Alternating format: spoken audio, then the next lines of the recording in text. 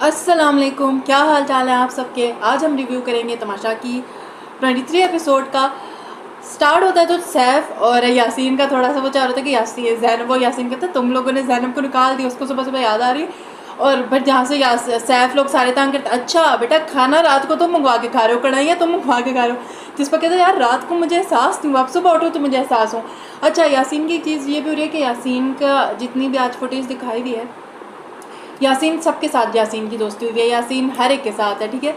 अब ऑनेस्टली मुझे थोड़ा सा यासीन को समझने में मसला हो रहा है, यासीन की हर एक के साथ दोस्ती चल रही है, यासीन किसके साथ सिंसियर है। मुझे तो थोड़ा जो लगता है वो जैनब के साथ ऑनेस्टली मुझे लगता है। जहाँ से बाकी भी अब जो कहते हैं ना वो हर जगह जहाँ बना के बैठो दोस्त वन वन होता है, और मुझे जैनब के साथ वो वाकई सिंसियर लगता है। मुझे लगता है जैनब और उसकी अच्छी जो है वो दोस्ती चल रही है। और फिर सुबह सुबह हम देखते हैं एक आर्ग्यूमेंट हो रहा था जिसमें सारा उमैर और माहम को एक जगह खाना बनाने को किया हुआ। पहले वो सैफ वगैरह से बात करी थी, तब भी माहम ने अपना वैसे ही पॉइंट लाई या आर्गूमेंट लाई जिसकी ज़रूरत नहीं थी। मुझे लगा माहम बिला वजह का कह रही है। जब फिर एक और ओमी से बात हो रही तब भी माहम अपने लिए वो यूजलेस आर्गूमेंट हो रहा था, उसकी कोई ज़रूरत नहीं थी, वो माहम क्यों बिला वजह का आ रही थी। और फिर बाद में जब सारा उमैर किसी से बात करी थी तब भी उन्होंने कहा कि माहम ने क्या सबसे ज़्यादा फुटेज जो है किचन में मिलती है। तो इससे ये तो ज़ाहिर होता है कि पर जो माहम जो भी कर रही है फुटेज के लिए वो जानबूझ के कर रही है। और हम देख रहे हैं वजारत का हालात बड़े बुरे चल रहे हैं, भाई खाने को कुछ है नहीं। सुबह अंडों पे लड़ाई होगी, जब माहम आई थी कुछ अपना अंडा बनाते हैं। आई डोंट नो राशन की क्या कैलकुलेशन है कि कौन कैसे बना रहा है। माहम जब अपना बना रही है, फिर वही पॉइंट है जब एक इंसान बनाएगा तो फिर सब बनाएंगे, और आप सबको ये टोंट नहीं कर सकते कि एक नहीं किया तो सब करेंगे। भाई जाहिर बात है अगर घर सबका सब अगर कोई थोड़े बहुत में खा रहा है और आके दूसरा अपना मंगवा रहा है तो आई थिंक दूसरा घर अंडा बना रहा है तो फिर सबका ही हक है, वो सभी फिर अपना अपना वैसे बनाएंगे। तो खाने वाने के बड़े मसले हैं। फिर इन्होंने एक यहाँ पे थोड़ा सा ये है कि लग्जरी आइटम्स जो हैं इनके पास ऑप्शन है, वरना ऐसी कोई ब्रूटल किस्म की लड़ाई होनी थी ना, समझ आना जाना था। और फिर बादशाह सलामत आके इन्हें खुद भी कह रहे हैं भाई ऑर्डर करो।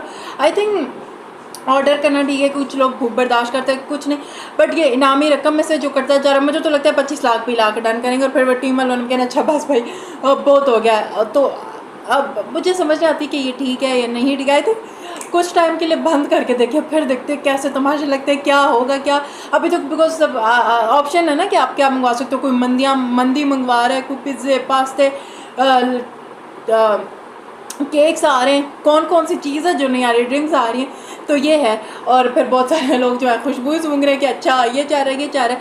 और इससे बादशाह सलामत के आने से पहले मैं सोची कोई पॉइंट इस तरह का हो। हाँ एक वो जो ओमी वाला था, वो जो परफॉर्मेंस दे रहा था, और इसलिए अब उससे पहले तक ना जब ओमी की परफॉर्मेंस नहीं था मुझे नहीं पता बहुत सारे लोगों को ओवर लगने लगा, मुझे मज़ा का लग रहा था, वो थोड़ा इंटरटेनिंग लग रहा था। वो जो रिता उसको स्कूल लेके जाती वो मज़े का मुझे फ़न पार्ट लगा, अच्छा था वो सारा। और फिर जब बादशाह सलामत आए तो बादशाह सलामत ने खुद ही हिंट दी कि आप लोग जो है खाना मंगवा सकते हो। अब मुझे फिर भी अगेन लगता है अब ये हफ्तान के पास है नहीं, इनका खाना वाना बाहर से आना बंद, और फिर देखते हैं गेम किस करवट बैठेगी और क्या होगा गेम का। फिर बादशाह सलामत आए जब वो टैब लेके जैनब आई वहाँ पे। अच्छा बाद में ना जब जैनब आ गई वो उसका यासीन के साथ अच्छा था, तुम्हारे आंसू नहीं निकला। और फिर बाद में जैनब का था कि मैं तो कह रही थी कि मैं नहीं जाऊँगी, मुझे पता था ये आंखों आंखों में जो शर्त है। अगेन वही बात है, तमाशा वालों की टीम की इतनी बड़ी मिस्टेक है कि हर बार चौथा सीज़न और चौथे सीज़न में सेम ये चीज़ हो गई है कि हमें पता है कि कोई भी बंदा अगर किसी के एक्शंस ऐसे हो जो रूल्स के ख़िलाफ़ हो वो तो एक अलग चीज़ है, बट अवाम की वोट्स के बगैर कोई भी बंदा घर से बाहर नहीं जाएगा। और अब ये सब कंटेस्टेंट्स को भी ऑलमोस्ट पता है, तो वो जो जाने वाला था उसके ना कोई जाने का फ़ायदा हुआ ना उसके कोई आने का फ़ायदा हुआ, तो वो कोई सेंस नहीं बनी ना। और मुझे एक चीज़ को लेकर थोड़ी सी कन्फ्यूजन है, मुझे समझ नहीं है कि जैनब क्या वाकिफ सारी अगर एपिसोड्स देख के आई हैं, वो कमेंट्स वगैरह पढ़ के आ गई हैं, तो वो अनफेयर नहीं होगा कि बाकी कंटेस्टेंट्स के साथ जिस तरह वो जैनब और यासीन की कॉन्वर्सेशन भी चलती है जिस पे जैनब ने कहा कि मैं सैफ का जब ये ग्रुप आहिस्ता आहिस्ता टूटेगा तो मैं उसके साथ अपना डिस्टेंस कम करके उसके साथ चिल करना शुरू कर दूँगी। तो क्या जैनब देख के आएंगे सैफ की बार पॉपुलैरिटी कितनी है, वो कितना पॉपुलर हो रहा है, वो कमेंट्स वगैरह पढ़ गए, तो आई थिंक वो थोड़ा अनफेयर हो जाएगा। बट अब कितना देख के आई कितना नहीं देख के आई वो तो वक्त के साथ साथ ही पता चल सकता है कि क्या है सीन है कि नहीं। और फिर जब दानिया ने को आके उन्होंने कहा तुम ये करियो तुम मतलब सही नहीं कह रहे, वो जब गेम में भी उन्होंने दानिया को पीछे भेज दिया। और अब वो मुस्लिम का एक पॉइंट था कि ये शायद इस तरह की माइंड गेम खेलिए कि दूसरों को करे तुम अच्छा नहीं कह रहे और वो बंदा उसी चीज़ में लगा रहा है कि तुम अच्छा कह रहे हो नहीं कह रहे। अब वही बात है ना, जैनब कितना देख के आए कि तो कम से कम 24 घंटे में इन्होंने क्या 22 किस्तें देख ली होंगी, वो भी है, कमेंट्स पढ़े हैं, क्या किया है, वो ज़रा सा कंफ्यूजिंग था मेरे लिए।